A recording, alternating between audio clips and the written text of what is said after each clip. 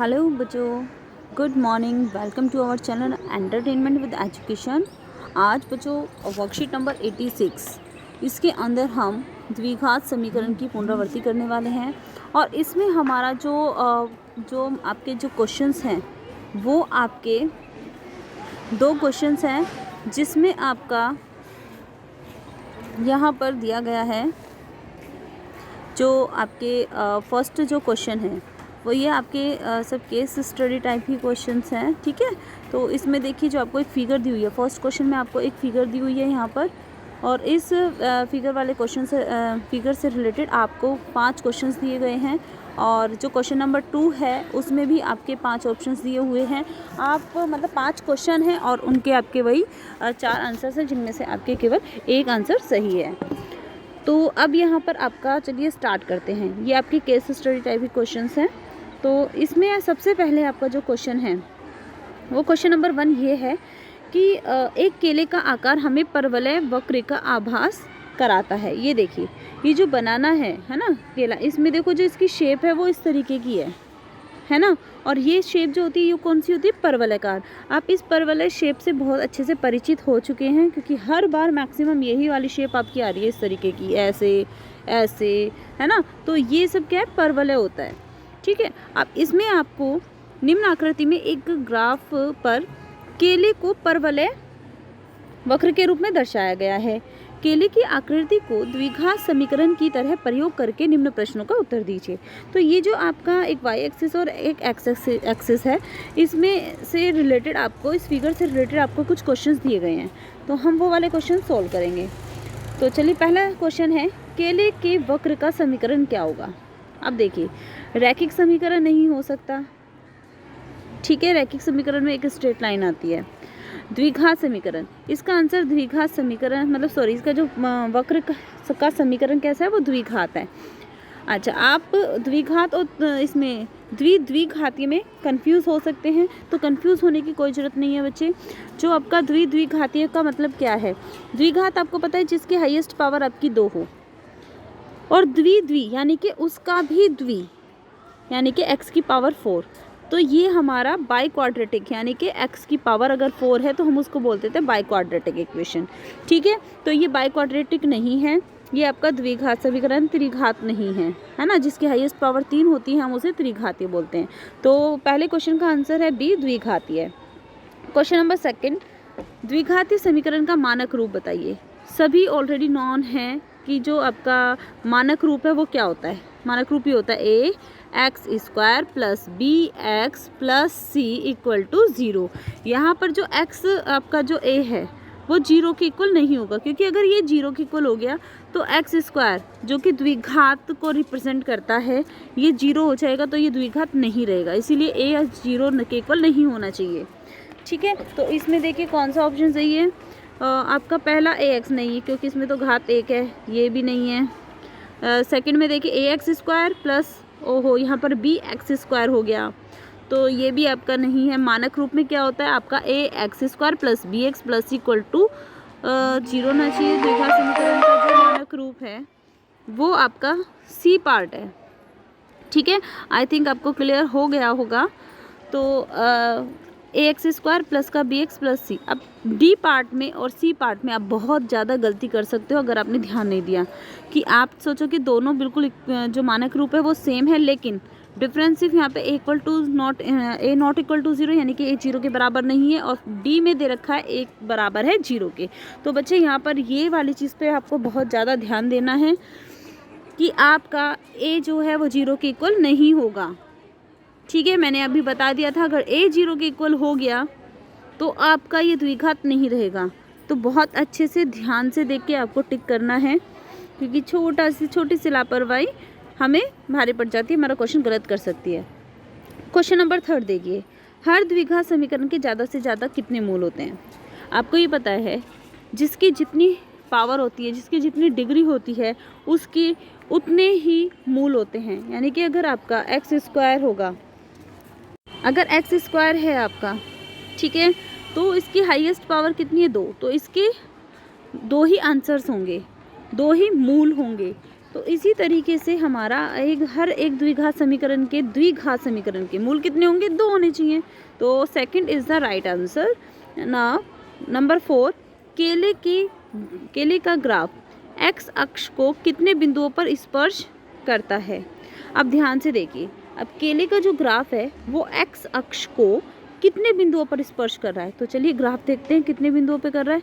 ध्यान से देखिएगा, आप ये देखिए, जो है ये 1 पर भी टच नहीं कर रहा है, 3 पर भी टच नहीं कर रहा है, ये सिर्फ 2 पर टच कर रहा है यहाँ पर, क्योंकि ये लाइन इस तरीके से जा रही है। ध्यान से देखिए, है ना, ये यहाँ से होते हुए इस तरीके से जा रही है 2 से, तो 2 पर। तो अब आप देख सकते हैं कि एक बिंदु पर टच कर रहा है और वो है 2। ठीक है, अब इसने पूछा है कितने बिंदुओं पर, नंबरिंग पूछी है कि कितने बिंदुओं पर स्पर्श कर रहा है। तो आप बता सकते हैं ना, वो केवल एक बिंदु पर स्पर्श कर रहा है, यानी कि आपका ना 5 ना 3 ना 1, D option is the right option. इसका 5th क्वेश्चन है आपका, केले के ग्राफ के द्विघात समीकरण के लिए विविधकर का मान क्या है? ठीक है, अब आपको जो विविधकर है, क्या 0 से कम होगा? ग्राफ को देखिए, क्या 0 से कम होगा, 0 से अधिक होगा, 0 के समान होगा? इनमें से कोई नहीं। अब आप ग्राफ देख सकते हैं बच्चे, कि जो आपका ग्राफ है, जो इसका विविधकर है, वो बताइए, वो नेगेटिव पे भी नहीं जा रहा है।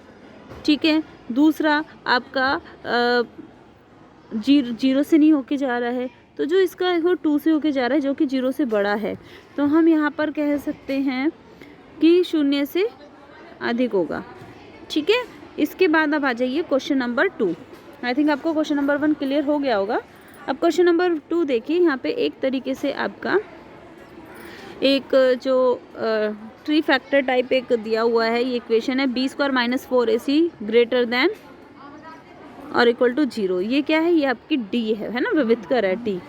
इसके बाद आपका इसमें भिन्न दे रखा है, ध्यान से देखिए।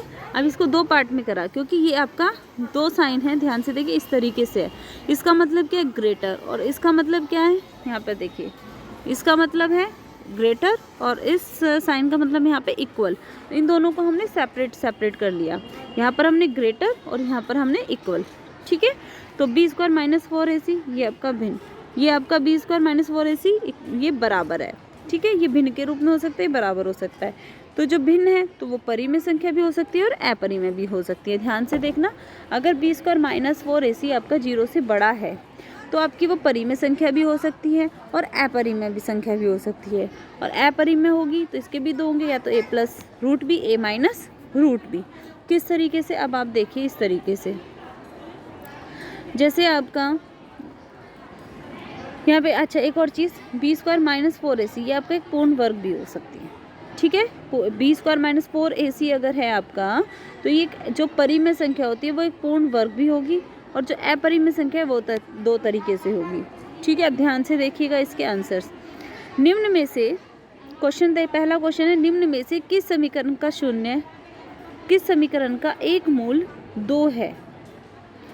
अब आप ये जो समीकरण दी हुई हैं, आपको ये बताना है किस समीकरण का मूल 2 है। मूल 2 है तो कैसे करेंगे? जो आपको ये इक्वेशंस दी हुई है ना, आप इनको सॉल्व कर लो। ठीक है, अब सॉल्व कैसे करेंगे? अब आप देख सकते हैं, इसको स्प्लिट मेथड से कर लीजिए। जैसे आपका मान लो ये पहली इक्वेशन है, x² - 4x + 5।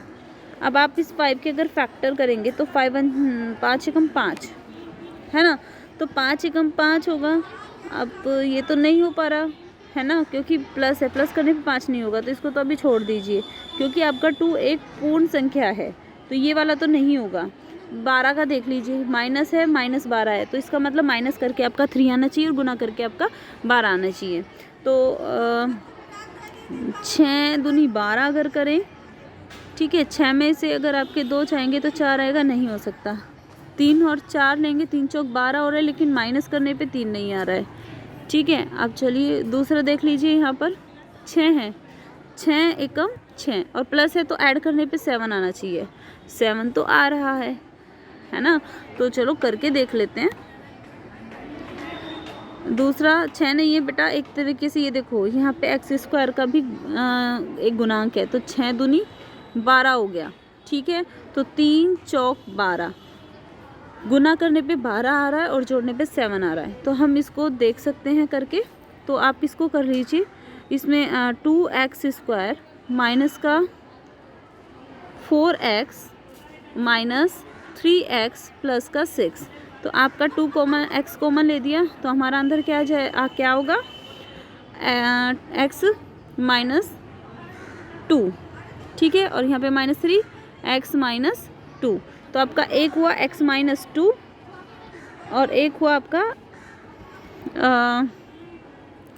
2x minus 3। जब हम इक्वल टू 0 लेंगे बच्चे, तो हमारा एक तो आ जाएगा यहाँ से, ऊपर से तो आएगा x इक्वल टू 3/2 और यहाँ पर आपका x माइनस 2 का क्या हो जाएगा, x इक्वल टू 2। तो यानी कि हमें एक x इक्वल टू 2 हमें मिल चुका है।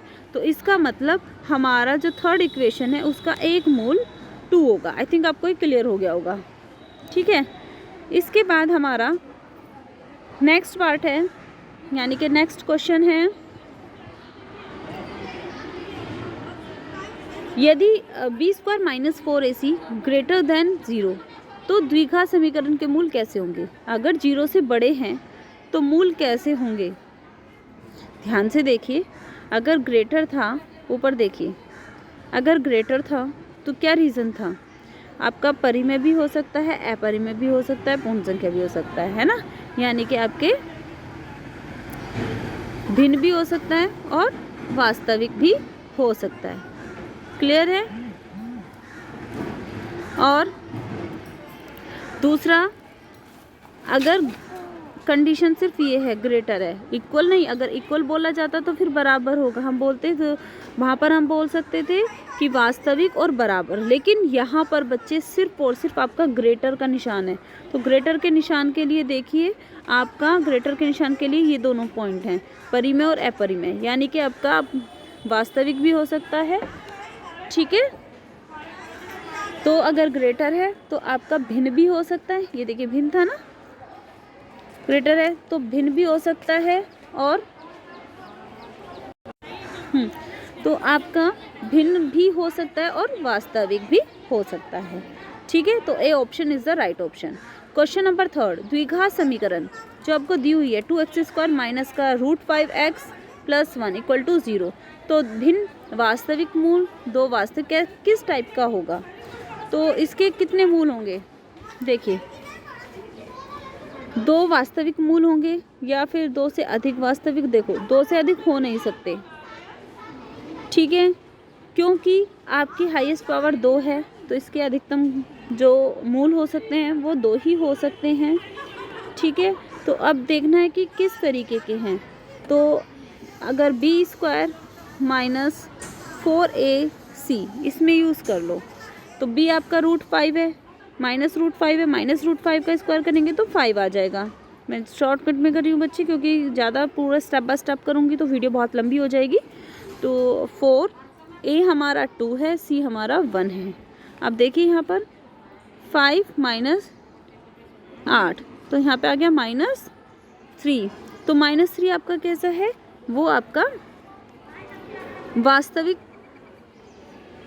मूल है या नहीं है।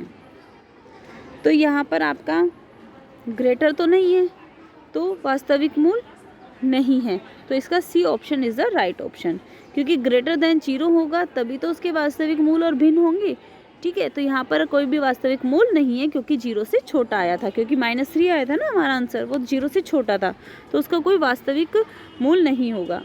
इसका फोर्थ पार्ट है आपका, k का वह मान जिसके लिए द्विघात समीकरण 2x² माइनस का kx plus k equal to 0 है के मूल बराबर होंगे।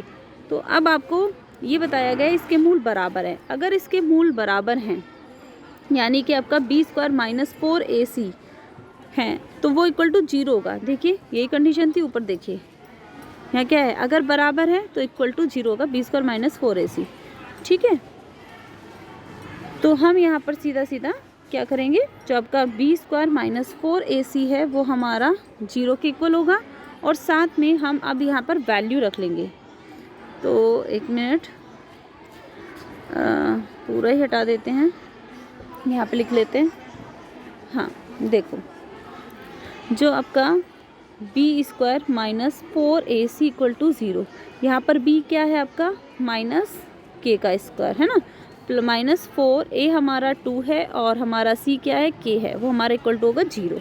तो यहाँ पर आपका k square minus 8k equal to 0। अब बच्चों हम यहाँ पे k कॉमन ले सकते हैं, है ना, k हमने कॉमन लिया तो अंदर क्या बचा k माइनस 8 इक्वल टू 0। तो इसके दो मूल निकल के आए, यहाँ पर बच्चे इसके दो मूल, एक तो k बराबर हो गया 0 और दूसरा k बराबर हो जाएगा 8। तो दो मूल है k बराबर 0, k बराबर 8। अब देखिए कहाँ पर है k का वह द्विघात जिसके मूल बराबर होंगे, तो 0 और 8 दोनों आए थे, तो यहाँ पर D option is the right option, क्योंकि आपका 0 भी है और 8 भी है और ये दोनों के दोनों आंसर आपके ऑप्शन नंबर डी में एक साथ हैं। तो इसका D option is the right option.